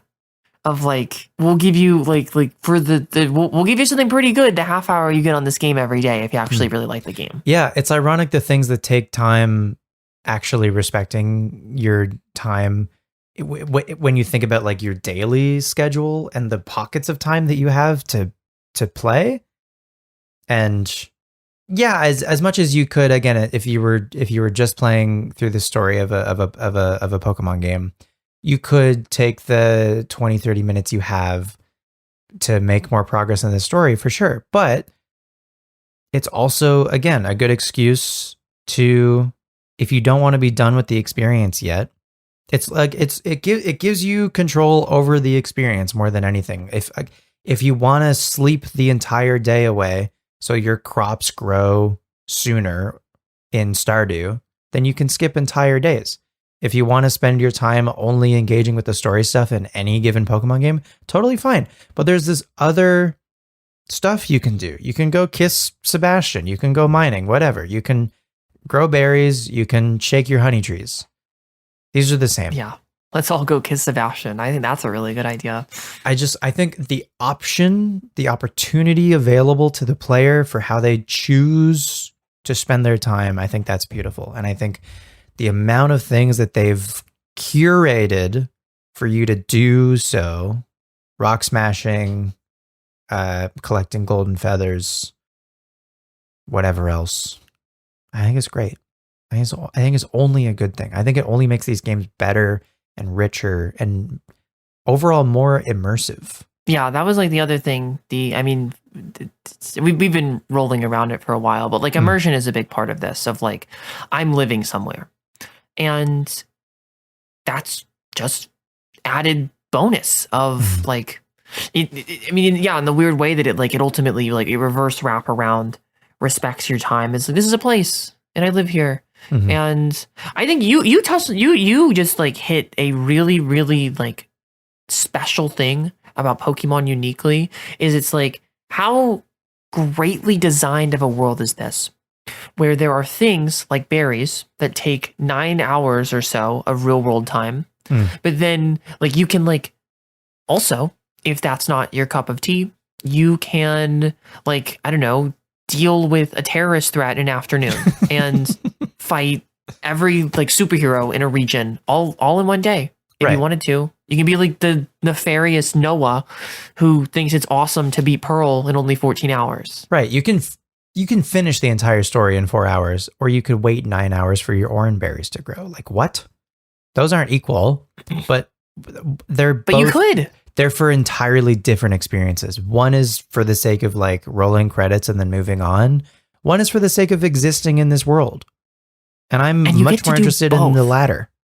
You get to do, it's crazy to me that you get to do both of these things in Pokemon, because like that is like the missing, like in Minecraft and Stardew alike, you kind of, like both are there, but you don't like get the same choice of like, in terms of what you are engaging with. Like, because like you said, like the wheat still grows. Like the wheat still grows regardless of how many days you skip. And maybe, I don't know, maybe that is the same thing, but I guess it kind of is. But in Pokemon was almost designed for these things to be in tandem. Mm-hmm. Like you said, because it's like, I'm out of dailies. I have an adventure to go on now. I'm sick of adventuring. I have some work to get done before the next adventure. Mm-hmm. I have some auxiliary things that I can be doing that I can spend my time on, that will like reward me or like provide me with some sort of resource. But it's just different from playing the main story. It's a distraction from, while continuing to play the game called Pokemon, it's a distraction from the Pokemon of it all to do other stuff, just extracurriculars. We talked about how much we love extracurriculars. It's a distraction from Pokemon with Pokemon. I mean, like how awesome is that? Like, I'm tired of Pokemon, so I'm gonna go play some Pokemon over here. And when I get tired of my Pokemon, I have more Pokemon to play with. Like, I mean, you kind of talked me into is like, this is the ultimate game. Actually, honey trees are the best. Actually, I don't know that honey trees. I think the frustrating confine, I think, with time, I guess, if we could go back to it, is, but this is immersive because it's like true to life. Is like, sometimes you can wait too long before you check on a thing, and like your berries can actually blossom into flowers, and then they're not like pickable berries anymore. That shit pisses me off. And like, sometimes like you miss the window to your time. You miss the window for exactly after you waited the requisite amount of time. You also didn't check back in soon enough, and so sometimes your honey trees will like, you'll have missed the window where the Pokemon that was in the tree dining on this delicious honey has finished its meal and it's moved on. You missed that window. That tree is no longer shaking. So now you got to like set it all up again and wait again. I think that's an aspect of these games that like feels bad, that it like, it does put like you got to set an alarm to check back in with these games at the right time. That's something where that's like not unnecessary. Maybe it is unnecessary.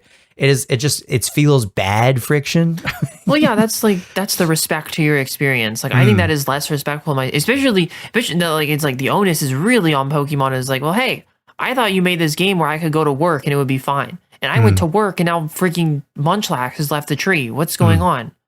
So, I mean, obviously, like there's case by case for everything, and it's like everybody has their own perspective. Is like that's like the whole like with like the grind theory to begin with. It's like there's a point where it is grinding, and then there's like the same activity is not grinding for everyone, and there's like a point when your experience is not being respected anymore. Even if it's like, oh, that's like the difficulty curve of the game, where it's like, well, it's not rewarding. It's not like. That's no longer satisfying. It's not being nice to me, or it's not being understanding. And that one is such a good example of like, it became rollover. It was like, oh, I'm so sorry that I had to fix my car that day or something, or like I had to like go to the hospital or something. So like, screw me, I guess, because I didn't do my chores every single day and I dropped something that I had been working on. It's I don't know. You can judge everything like by its facets in this way. And I don't know. I mean, we wouldn't even be worth thinking about. There's probably not a perfect or completely imperfect game in this terms of confine, of chores, of work, it's kind of up to you. Obviously, like, yeah, it's like, oh, it all comes back to perspective, whatever.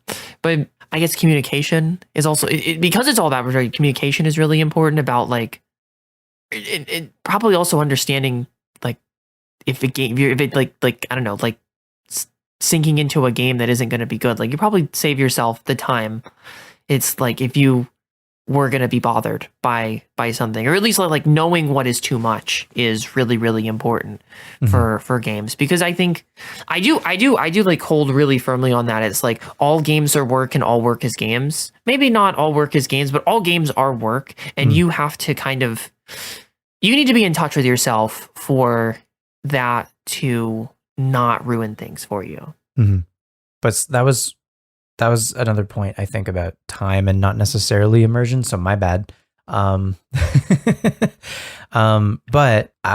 overall, that is like maybe a negative point, but for the most part, I think these daily repeatable, I go back to the routine of it all again, that adds to the sense of immersion, that adds to you feeling like the character that you're controlling is an avatar for you, and this is you in this world making these decisions, and that's powerful stuff. That makes me, even when I'm not playing the game anymore, when I am at work, I'm thinking about the game because I miss it. I miss being immersed in it, and I'm excited to get back to it, and an excellent like reason to get back into it, even if I can like give a positive back to these things that have like a timed window, is like, I gotta get back to that.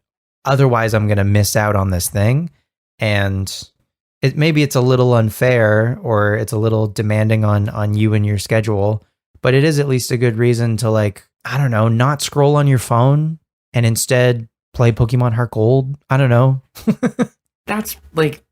That's genuinely pretty compelling, honestly. Like, I mean, at the end of the day, also, I think, like, and this is, I guess we're in closing remarks here, right? Of the thesis is games are just something to do at the end of the day, right? I think this is a big part of why games are awesome and why they are like I'm both oversimplifying and undersimplifying, I guess, of like games are something to do in a way that like other pieces of art aren't something to do, because like I mean, I guess I can do a movie and I can do a book, but not in the same way I can do a game of like I can't control it or touch it in the same way that I can. Games are just something to do, and I guess I could be doing something a lot worse, maybe. Just not that that's like, I don't know. I don't want to be thinking about that. Like it feels like I'm glad I'm playing. I don't know. I'm glad I'm hanging out here with Squall instead of, I don't know, rotting or Your best something. buddy. Like Squall is my best friend. Just Squall and I we're really, really good friends. He's kind of weird where I'm at, but he's gonna when he gets together with that girl, he's gonna get really normal. She can fix him. She can famously fix him. The writing's on the Squall. Okay. It is, yeah, good. Thanks. That works in a couple ways. Thanks. But I do fully think that games are just something to do, and that's like kind of the beauty of them because you actually get to do them, and it's like, I mean, what is like? I guess the composite piece to that is like passing the time. What a great way to pass the time is this thing, and then it's fun because you're passing the time, and it's like, oh well, the time flies when you're having fun, famously. So like, it is just something to do. And like, I guess, God damn it, I'm going to do it when it comes to that. I have a question for you. The Heart Gold Soul Silver Safari Zone. So you're frustrated that you need to wait like 144 days until you can catch a bag on in the Heart Gold Soul Silver Safari Zone? I'll look. I'll get you some. The actual the actual amount of days doesn't really matter for the point I want to make. The question I have for you is, do you need bag on now? Great question. I can't believe we didn't ask it earlier. I'm asking it now. Let's see. Okay, so I'm going to the chart. This has been mentioned so many times. I do want to just look it up for posterity. Just want to make sure that your ducks are in a row. Okay, it might not even be bag on. I may have pissed. No, it is actually okay. It is. I mean, this is just ridiculous. So bag on is this in the swamp? Bag on in the swamp. Bag on in the swamp. 9 forest objects. 9 peak. I can't wait for objects. Bag on to be in Shrek 5. Bag on needs 9 forest objects, 19 peak objects after 110 days, according to the Cerebi chart. 110 days. Yeah. With mechanical confines. With mechanical confines that you have to figure out in addition to it. For sure. And so your question to me is, do I need bag on now? Yeah. Do you? All right, I'm gonna be unfair. I'm gonna be unfair. Great. I need bag on soon. Sure. Okay. I need bag on soon. Right. I think that is respectful to the question you're asking, while also respectful to the way that I'm feeling about these time things. And yeah, I need bag on soon. We talked about before in previous episodes of them, like with the medal rally and stuff, of them just sometimes picking a number. 110 days feels a little like they picked a number, and I think that number is too high. Right. So you have to make a judgment. So for me, that's way too high. I don't even I don't know what I'm gonna I don't have any idea what I'm gonna eat one day I don't know what I'm gonna eat 6 hours from now. 110 days, I'm gonna be fundamentally changed in 110 days. I am not going to exist as I do now in 110 days. I'm going to be a different creature. I'm gonna be it's gonna be the metamorphosis in here because I'm going to have gone on I mean, you might not even want that bag on anymore. I might not even. That's oh my God, I might not even want bag on in 110 days. I haven't even thought of that, but it's oh my God, I might not even want. But it's totally true. I mean, okay, I'm just not that this is always the case, but my last year was pretty hectic. It was pretty bad. I changed a lot over this year because I struggled a lot. New Year's resolution: suffer less. But I mean, okay, so 110 days, what is that? That's almost 4 months? That's 3.5 months, give or take. Okay, 3.5 months. That's still more than makes up my point. If from sure. I think if you had gone, yeah, okay, let's say it's a freaking season. I have to do a freaking crop rotation before I can get back on. I have to till the freaking fields before Bagon will appear in this patch of grass and I can do anything with it. And that's so funny. I mean, if you had asked me if I decided in January of last year, I want Bagon. 3.5 months after that, what is it? It's April 15th or something. Sure, yeah. I'm different. I am yeah, I had a pretty bad year, but I'm going to when it comes to time and how valuable it is and what needs to be my sense of value with it is my personal perspective. Yeah, might still want the bag on. That might be an exciting thing to look forward to. But I have gone, and not just, like big things can happen in a day, of course. That's not what I'm saying at all. But it was like, you could, how did they went around the world in 80 days in that one book. That was really non-fictional, I believe. But you could, you could go around the world a lot faster. You could live a lifetime before you get that bag on. You could, and so I guess there needs to be a personal decision made. When is a lifetime, and when is it reasonable to wait for something? I don't know. How long? I mean, we're saying they picked a number and it's a little too long. 110 days. I want you go first this time. How long should that be? How long should it be to get back on? How many days? Like it's a DS game. Yeah. And it still like means something. I mean, this is Salamence we're talking about. Yeah. I mean, they're assuming that I mean, you had said that they had gone into the design of Generation 2 with the idea of playing only for a half an hour a day. So let's assume that is also the case for Heart Gold and Soul Silver. And if you're only playing, if their intention, if all of their decisions are based on the player only playing the game a little bit every day, then their total hours in the game might not even be that high, but they're like unique days that have passed since they started their adventure is going to be higher because they're not making a ton of progress on a daily basis. And so maybe with that assumption, by the time you even get to that point, after you've been, again, they're assuming you're actively engaging with the Safari Zone and its mechanics also, and not looking up a guide for exactly how to get bag on. I guess they're assuming that like this is bag on is for a person that's playing Heart Gold Soul Silver for a while.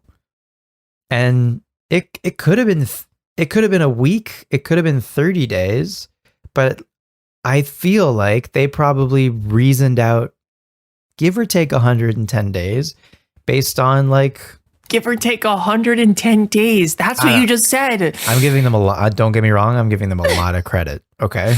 I'm aware of that.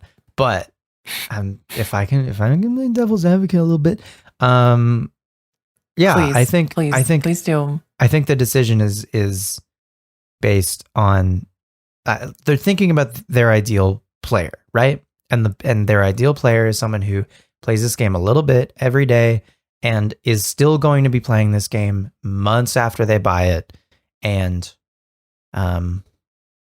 maybe they're going to engage with the Safari Zone, assuming they're working on their Pokedex. And I don't know, I guess this also comes down to like, if the Pokedex gives you information about like, if you see a bag, I don't even know if you can see a bag on, like have a bag on seen in your Pokedex at any point playing Heart Gold Soul Silver. I'm definitely getting way in the weeds.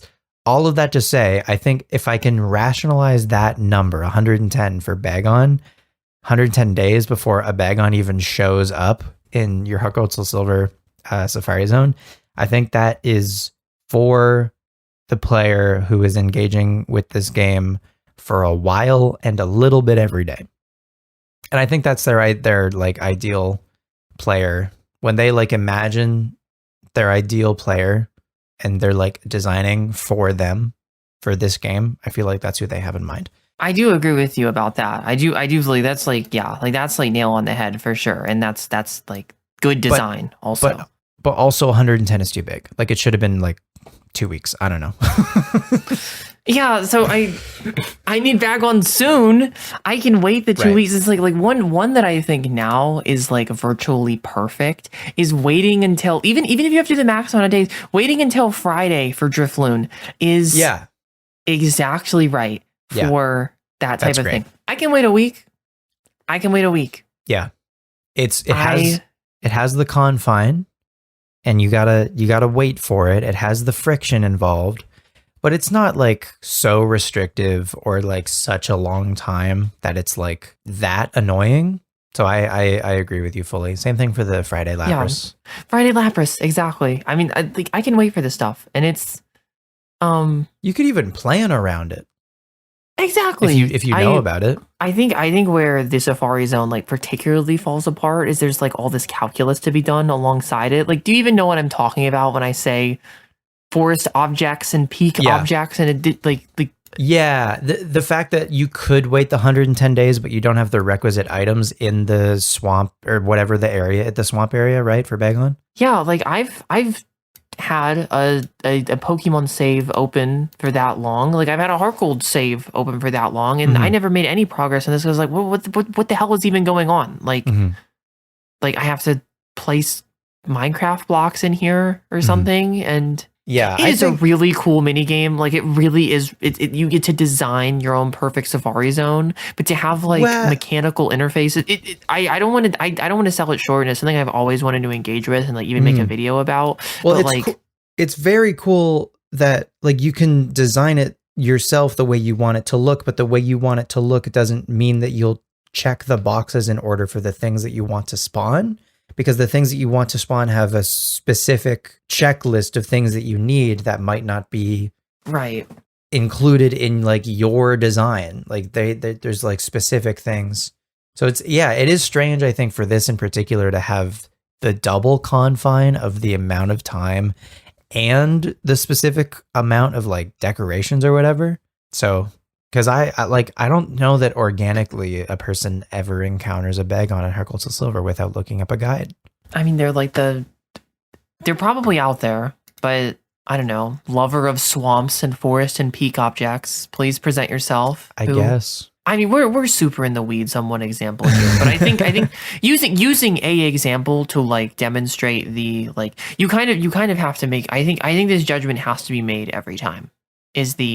Is like the long and short of it. Of like every time I think about this is like I'm gonna look at these things and be like. I mean, mostly it's like it's like a snap second judgment, like where it's like I don't know, I just decide that enough is enough at some point. I'm like I've been waiting for damn 3 weeks. Where's Bagon? And I think it's like like maybe a more reasonable or like land with that is like giving up on a shiny hunt of like it's been too long, it's hurt too much. But I do think it's like fair. I don't know. I guess it's arguable. I guess as the player of the game, as the experiencer of the art, I think it is fair criticism. It's at least arguable criticism, and it's kind of something that we get to make every time because confines can be too restrictive. Ultimately, I think we have outlined. I mean, like generally, I mean, like the formula for a game where you overcome struggles to do something cool is like ironclad. I think people like games and games are good. I'm going to go out on a crazy limb and say that, and it's because of confines. But I think we get to. I think I will. It is like now and like my I don't know. Like I'm thinking about like the way that games work and the way that like we play them like culturally. It is something I think about all the time. It's like, is this too much to ask? Like especially with Pokemon, is like, did they give me enough information to do this? Did I get enough? Did I get enough feedback on this loop? Did I get enough information to deal with the challenge? Is my time being respected? Like these questions, like I think about them and I don't know, like I'm like the freak who's asking myself is like, am I enjoying this? Am I having fun right now? I want to do a 5-point assessment on am I having fun right now? And if all 5 points are met, well, damn it, I'm gonna make a pros and cons list. Am I having fun? And if the pros wins, well, damn, I'm having fun. Like I just realized I'm having fun. Just like I don't know, like maybe I'm being like a little less emotional than I need to be, but I guess I'm all about game design these days.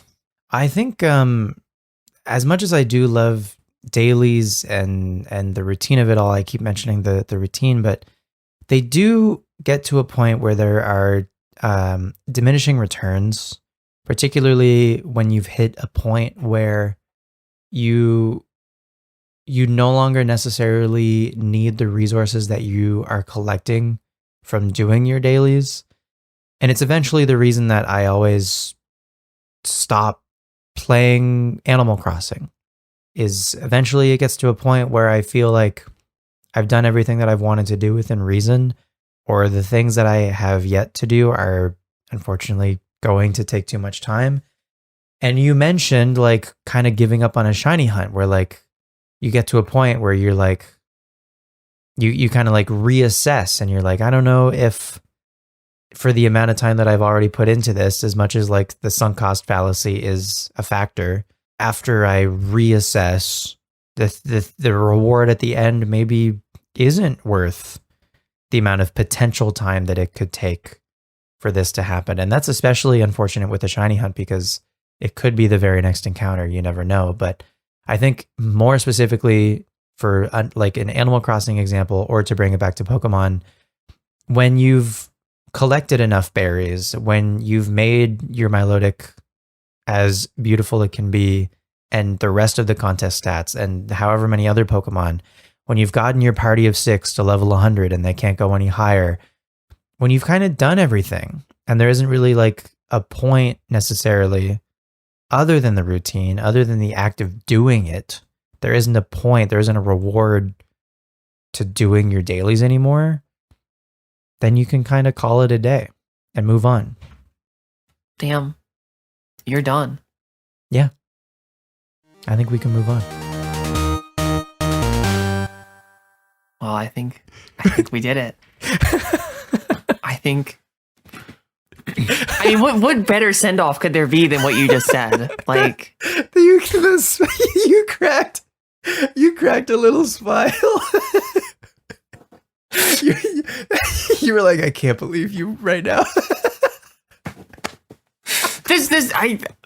How well put what you just said of like. Oh, thank you so much. I mean, the chores. I mean, and that's like why. I mean, like with the benchmarking, and it's like, I mean, they say, then like I say, everyone says it's like the dishes are never going to stop, right? Like I have to eat eating until I'm done, and that's kind of that chore is kind of a little bit bigger than the rest of them. Damn. Yeah, I know, existential stuff out here, but the Pokemon podcast, by the way. Eventually the benchmarks are done, and you can imagine more as some children did, but I don't know. Who liked leaf green a normal amount? Yeah, exactly. And I don't know, but it's just probably time to play a new game. And as a gameplay loop, it's good for what it is. I think what I don't romanticize on like additional playthroughs of Pokemon games, because that's I guess I won, and maybe some people do, is like that story I was telling about Solerba. It was like when I'm romanticizing the next playthrough, it's not about the chores, it's about the adventure I'm about to have. Yes. So and the team. And the team, that's what I'm like, the team and what I'm really gonna make of myself, I guess. So I'm much more inclined to do the chores if I know that I'm going to be keeping like all of the spoils, basically. Like in my Emerald save, I'm much more inclined to do whatever chores exist in that game, because it's like going to like accumulate, and that I guess is like the thing to show is the doing the cool thing in the video game. Like the reason we do things is because they're cool, or however you put it earlier. What do you say? To do cool stuff. I play games to do. I play games to do cool stuff. There it is. I do cool stuff by overcoming things, I guess. Overcoming things is cool. I feel that's probably good enough. But right? in a save that I know I'm not going to overwrite with a fresh one, where I'll have a bunch of stuff to like show for the time that I put into that save, that I'm more likely to do the dailies in that game versus a game where I'm just going to play through the adventure, and like that's the point. Yeah, I think that I almost am like, I don't know, it's not heartbroken, but you're not gonna being the point. You said like the adventure is the point, but it's like it's in the master save situation that you're describing. And like I'm thinking about like I'm again thinking about that thing that Solerba said of like that was the point. That was the point, was doing my chore, and the chores were an adventure, and the adventures were a chore. You're not gonna build a house when you're trying to speedrun Minecraft, because you're trying to beat Minecraft. Yeah, do you have like a moon to go with this sun? Because I feel like that's a pretty good point, but like the other side of that, like that was the whole thing. That was my whole. Okay. Well, okay, you're not gonna build a house when you speedrun Minecraft. You're not gonna speedrun Minecraft when you're building a house. I guess is the literal opposite of that. And there it is. It makes sense. It makes sense though. Like I'm not going to slay the dragon, I guess, when I'm tilling the fields. Or I don't know, any number of things. Like I'm and maybe I guess to Pokemon, we gotta talk about Pokemon, but this is a really important thing about Pokemon. I thought of another one. Can I say it? Okay. Give it to me. You're not gonna kiss Sebastian when you're growing watermelons, but you're not gonna grow watermelons when you're kissing Sebastian. Does that make sense? It literally does. It literally does. Yes. I wish I could be doing both, but love you, Sebastian. Okay, sorry, you were saying. To reroute one last time, for the closing on Pokemon, because this is a Pokemon podcast, by the way. Oh yeah, I forgot. The things you're saying. Okay, thank you so much. I think it's kind of amazing that Pokemon crafted a system where you can do both at once. And I'm not saying that you can't with those other games too, but I think in many cases you can be doing both at once in Pokemon. And like you really got me with like the time thing. It's like, oh, like the berries are growing, so I'm gonna go back to the main adventure. And this kind of like, while the game reflects real world time because it has hybrid time and it uses these benchmarked loops really effectively, the chore is the adventure and the adventure is the chore. In many cases with Pokemon. I think Pokemon does a really, really special thing with the way that it models not only its relationship with real world time, but the time that doesn't seem to pass in the events of the game, of like the character being the time trigger in many cases, but then also there being many things that require real world time. It's very unique. It really, when compared to other games, it's extremely unique. And it's not just about time, but it's like, this is a balancing of confines versus adventure. And I don't know, maybe it's not perfect, but they tried to think of everything, I guess. I think they did a damn good job. All right, folks. That's all we got for you this time. Petalburg Woods. I guess you could say we're out of time with this one. Okay. Yeah. Folks, don't forget to do your dailies. Please. Open your 2 packs. I need to kiss Sebastian. Kiss Sebastian. Open your 2 packs in TCG Pocket. Don't forget. Hit your money rocks. And you should probably get to that honey tree before it expires. Yeah. Go catch that Munchlax for sure. That's all we got for you this time on Petalburg Woods.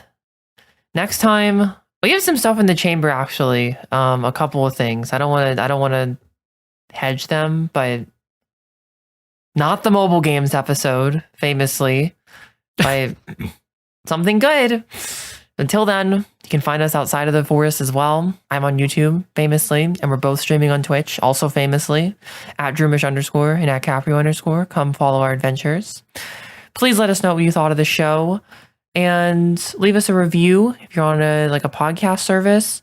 And if you're watching on YouTube, feel free to like, subscribe, do all the good YouTube stuff. I feel like YouTube's our main place. And remember, as always, if you made it this far, I need you to do something really important, okay? Extremely important. If you made it this far, I need you to say, this was awesome, we're so awesome, what a great episode. Real ones will comment, this was awesome, we're so awesome, what a great episode. As the real ones often ought to do. It makes me so happy. Yeah. This was awesome. We're so awesome. What a great episode. Wow. And as always, leave your pals at home, and we will see you next time in Petalburg Woods. Bye-bye. Bye-bye. Petalburg Woods is hosted by Droomish and Capreo and produced by Girl Luigi. The theme music is by Capreo, and additional artwork is by Mo Paint Stuff. Let us know where you'd like to visit in the Pokemon Universe next, and email us at petalburgpod@gmail.com. Until next time, leave your repels at home, and we'll see you in the Petalburg Woods.